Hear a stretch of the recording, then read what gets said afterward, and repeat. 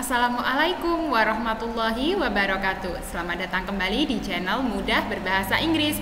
Sesuai request dari anak-anak kelas 12 nih, karena kebanyakan pada mau menghadapi UTBK, terus mereka minta tolong dibedah nih soal-soal UTBK yang kira-kira bakal keluar, gimana tipsnya mengerjakan, terus gimana menentukan arti kata yang tepat dan lain sebagainya. Nah, itu akhirnya Miss menampung saran-saran tersebut dan membuatkan video kali ini.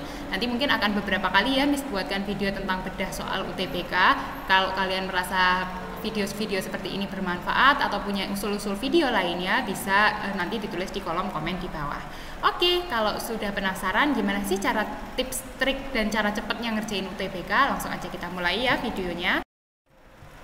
Nah, nanti kebanyakan di soal-soal UTBK itu kita punya teks gitu ya, teks yang bisa yang panjang, bisa pendek, dan yang paling penting untuk kalian ketahui adalah bagaimana kalian memahami makna yang ada di teks tersebut. Nggak perlu tahu setiap arti kata yang ada di teks tersebut, tapi kita bisa menangkap konteksnya. Seperti itu ya, nanti kita akan sama-sama latihan gimana cara menangkap konteks gitu.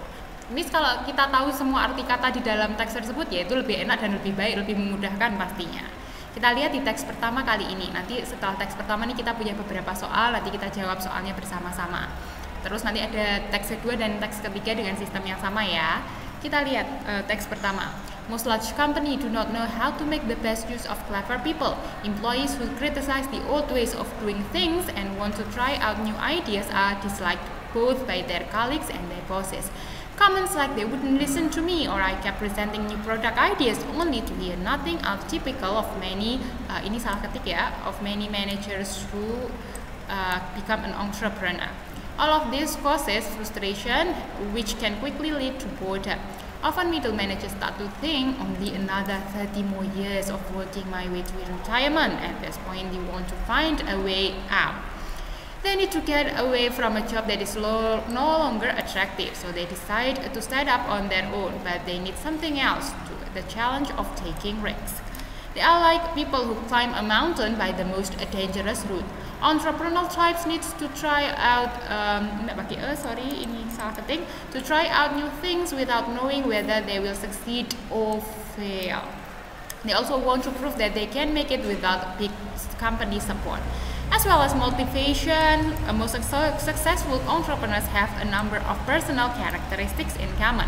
The first is self-confidence, feeling of certainty that you have got the skills, knowledge, and energy to build up your own business. There is also stubbornness, the determination to prove to the boss who rejected your ideas that they were good ideas which can be made to work. Possessing this quality means that you won't give up. You have to make your ideas work. Oke, kenapa ada beberapa part yang Miss garis-garisin gitu ya? Itu adalah caranya supaya kalian memudahkan tahu poin-poin per paragrafnya. Ini kira-kira bahas apa. Jadi ketika nanti kalian membaca soalnya, itu kalian biasanya kalau Miss bahkan dulu Miss tuh baca soal dulu baru baca teksnya ini. Gitu cara ngerjainnya. Jadi kita tahu apa aja yang ditanyakan, baru nanti kita ketika kita baca teks langsung ke poin-poin pentingnya aja, apa aja yang ditanyakan. Jadi nggak membuang-buang waktu juga. Kita lihat ya, bacaan ini intinya apa sih? Jadi perusahaan-perusahaan besar itu mereka tuh kadang nggak tahu gimana cara memanfaatkan orang-orang yang pintar di dalam perusahaan mereka. Kenapa bisa gitu? Karena kebanyakan para employees itu para pegawai. Para kepegawai yang punya fresh ideas, yang revolusioner, pemikirannya itu malah tidak disukai oleh rekan kerja dan juga bos mereka. Karena apa? Sering ditolak itu ide-ide mereka. Justru orang-orang kayak gini itu pada akhirnya mereka lebih cocok jadi entrepreneur. Apa itu entrepreneur? Entrepreneur adalah pengusaha, sering denger ya, atau wira swasta kayak gitu ya. Nah, akhirnya karena sering ditolak nih ide-ide mereka, itu bisa menyebabkan orang-orang yang pintar ini tadi kayak kurang punya tantangan baru kan. Akhirnya mereka bosan kerja di perusahaan tersebut dan akhirnya selalu berpikir, aduh ini aku kayak ya udahlah tinggal 30 tahun lagi aku kerja di sini, pensiun habis ini. Nah, kalau sudah ada pemikiran kepengen keluar di suatu perusahaan, itu sudah saatnya memang kamu harus udah keluar dan implementasikanlah ide yang tadi kamu usulkan tapi ditolak oleh perusahaan. Nah, Kenapa tadi ya? Karena lead to boredom ini nyambung ke sini karena pekerjaan mereka sudah no longer aktif. Jadi orang kayak butuh tantangan-tantangan baru kayak gitu loh. Nah, orang-orang seperti ini yang tadi punya jiwa entrepreneurship yang tinggi itu mereka suka dengan resiko. Seperti, nah ini dia mereka mengibaratkan bahwa orang-orang yang suka resiko tuh mereka mau manjat gunung tapi ada beberapa pilihan rute dan mereka milih yang paling susah. Karena kenapa seperti itu? Karena mereka nggak peduli nih nanti pada akhirnya mereka akan sukses atau akan gagal. Yang penting dicoba dulu. Nah, terus karakteristik seperti apa yang diperlukan oleh seorang good entrepreneurs ini tadi, successful entrepreneurs? Satu, harus punya motivasi tinggi. Dua, self confidence, percaya diri.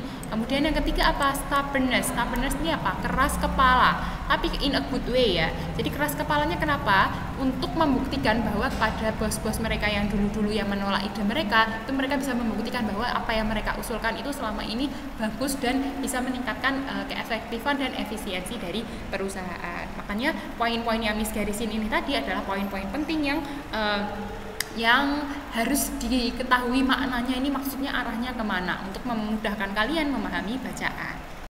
Langsung aja kita jawab pertanyaan ya. Nomor 1, the main information of the text, apa ayo intinya? Why a manager prefer to set up his own business, atau how large companies treat their managers? Enggak ya, bukan bagaimana perusahaan memperlakukan manajersnya, atau manajer yang mau pensiun dari perusahaan, ya enggak juga. Atau jenis-jenis ide yang sering diusulkan, nggak dibahas sama sekali idenya seperti apa, atau kenapa seorang manajer itu merasa perlu untuk mengkritik perusahaan, juga bukan ya. Jadi lebih tepatnya yang A, kenapa manajer itu pada akhirnya milih untuk keluar dari perusahaan dan set up their own business untuk menjadi seorang entrepreneur. Jadi nomor 1 jawabannya A. Nomor 2, many managers like to become an entrepreneur. Nah, ini jawaban soal nomor 2 itu adalah jawaban dari soal nomor 1 gitu ya. Jadi kadang suka seperti itu juga. Kenapa manajer itu suka juga lebih memilih akhirnya menjadi seorang entrepreneur? 1, apakah karena mereka tidak mematuhi peraturan perusahaan? Ya enggak juga. Atau karena sudah frustasi, dikritik terus? Ya bisa jadi dikritiknya tuh dalam hal apa, kita pegang dulu. Atau their new ideas are rejected by their superiors, atau karena ide-ide mereka sering ditolak oleh atasannya. Ini bisa, berarti antara ini dan ini ya. Yang D, they have been manager for 30 years, karena mereka jadi manager selama 30 tahun. Terus kenapa? Nggak ada urusannya. Atau they dislike their colleagues and bosses, mereka yang nggak suka sama rekan kerja dan bosnya. Bukan ya, tapi mereka yang tidak disukai oleh rekan kerja dan bosnya.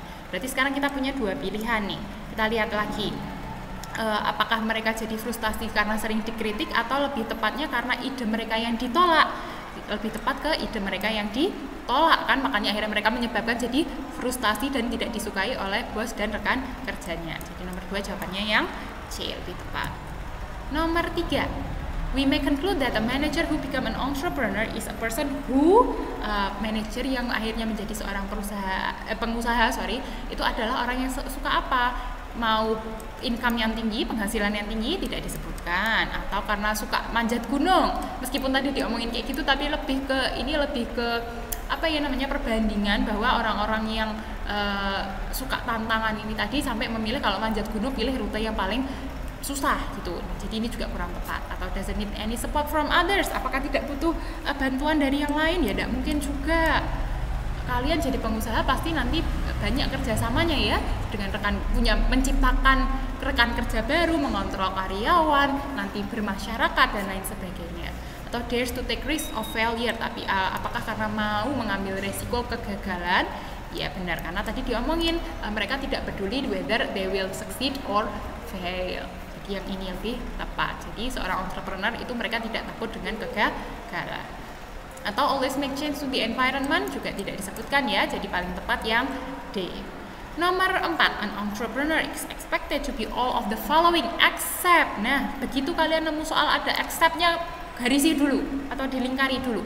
Kenapa? Karena ini jebakan sering salah di sini, kadang orang kurang teliti. Kecuali, except itu artinya. Jadi kalau seorang pengusaha itu harus punya sifat-sifat ini, kecuali apa? Apakah termotivasi, jelas, confident, percaya diri, jelas, ambitious, tadi mirip dengan stubbornness ya. Terus determined itu yakin gitu dengan keputusannya dia, iya semua.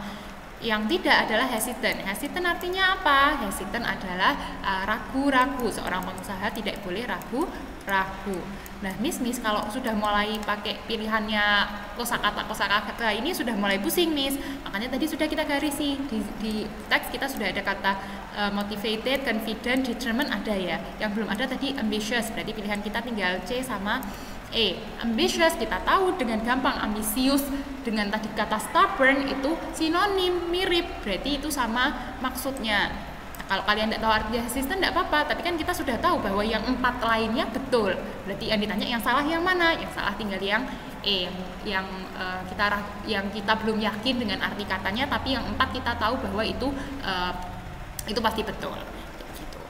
Nomor 5 ada italic phrase gitu dengan kata-kata only to hear nothing in paragraph 1 means to be, artinya apa? Hanya untuk mendengar nothing. Apa? Tidak mendengar nothing tuh tidak sama sekali. Jadi kayak ini sebenarnya bentuk apa? Bentuk penolakan. Penolakan apa? Distributed itu mendistribusikan, enggak. Isolated juga tidak. Ignore yang tepat. Hanya ignore ya, kalau kalian sering main Facebook, main sosial media itu kan di-ignore, ditolak itu kan bahasa Inggrisnya ignore. Nah, udah, berarti nomor 5 jawabannya ignore. Sekarang mari ke teks kedua tentang negara. Negara apa ini? Cameroon. Seperti apa teksnya? Cameroon is a West African country of 10 million people which has been very successful in growing food for its people, unlike many other West African countries. Since 1971, it has doubled its output of mature foodstuffs such as maize and potatoes.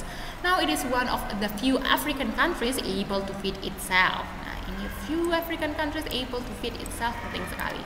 This was not the case 5 years ago when the country was only 75 until 80% self-sufficient in food. Although isolated pockets of hunger still remain, ini juga penting, the World Bank nowadays give Cameroon's money to sustain, not to achieve self-sufficiency in food production. Bagian terakhir ini penting sekali. Jadi ceritanya adalah negara Cameroon yang berpenghuni 10 juta penduduk gitu ya, termasuk salah satu negara yang di Afrika Barat yang sukses dapat menumbuhkan makanan untuk dikonsumsi oleh warganya kayak gitu. Padahal di negara Afrika yang lain banyak yang kesulitan. Nah, ini sudah berlipat-lipat dari tahun 1971 yang sekarang tuh bisa 2 kali lipat dari dulu tahun 71 itu. Nah, kenapa kayak gitu? Cuman sedikit sebenarnya negara di Afrika yang bisa feed itself, yang bisa memberi makan rakyatnya sendiri istilahnya independensi pangan itu loh. Nah, tapi 5 tahun yang lalu pun mereka juga kesusahan, cuman bisa memenuhinya 75-80% aja. Nah, meskipun masih ada kekurangan di sana sini, masih ada kelaparan di sana sini, tapi akhirnya World Bank melihat apresiasinya Cameroon yang berusaha ini tadi, mereka memberi uang gitu ya kepada Cameroon untuk sustain. Sustain itu apa? Sustain. Nah, ini penting arti kata sustain itu stabil kayak gitu ya, untuk tetap bisa bertahan. Bukan untuk pada akhirnya fully achieve, bukan mencapai 100% self-sufficiency in food. Jadi sebenarnya World Bank ini cuman kepengen Cameroon ya udah kamu segini bisanya ngasih makan ya cukup di porsi segini. Bukan pada akhirnya misalnya sekarang bisanya memberi makan 95% ya tetap 95%. Yang 5% pikiran nanti. Bukan akhirnya World Bank ini ngasih supaya bisa 100% terpenuhi self-sufficiency-nya dalam memproduksi makanan. Itu penting sekali. Bagian ini sangat penting ya. Sustain and not to achieve. Itu dipegang teguh. Oke, sekarang kita lihat soalnya. Nomor 6. The text tells us about, gampang lah ya, ini tentang apa? West African countries, enggak, ya kan kita fokusnya juga cuma satu, ini countries banyak. Padahal ini fokusnya Cameroon dan itu pun tentang self-sufficiency in food production. Atau Cameroon's ability to feed its people, bisa jadi, pegang dulu. Nomor yang C, mature food stuff in West Africa juga tidak ya. Ini kan fokus ke satu negara tadi. Cameroon's food production tidak dijelaskan secara detail gimana produksi makanannya. Atau food self-sufficiency, kecukupan pangan bisa jadi. Sekarang kita lihat antara B atau E. Lebih tepat yang mana? Dari awal dibahas lebih ke gimana kemampuannya Cameroon yang akhirnya meningkat untuk bisa memenuhi atau memberi makan warganya. Jadi lebih tepat nomor 6 jawabannya yang B, karena food self sufficiency-nya di sini tidak dijelaskan secara detail, malah World Bank tadi bilang mereka biar sustain aja, jangan sampai achieve kayak gitu. Makanya nomor 6 jawabannya yang lebih tepat yang B. Nomor 7. What can be inferred from the text? Apa yang bisa kita invert itu apa ya namanya ya? Kita simpulkan dari teks tersebut. A. The World Bank financially support Cameroon to maintain its self-sufficiency. Nah, kata yang harus garis bawahi adalah maintain. Maintain apa? Sinonim dengan sustain. Berarti ini jawabannya kemungkinan A. Centang dulu. Atau Cameroon is the biggest and richest country among West African countries. Tidak dijelaskan. Yang paling kaya tidak tahu kita. It was the World Bank which funded the production of food in Cameroon. Apakah World Bank yang mengasih yang membiayai food production in Cameroon? Enggak ya, cuman gives money aja mereka, tapi bukan membiayai secara utuh kan tadi. Mereka nggak pengen 100% terpenuhi kok. Yang D, similar to other West African country, Cameroon has always been self-sufficient. Salah. Kenapa? Karena yang sini other West African countries, unlike tadi ada ya,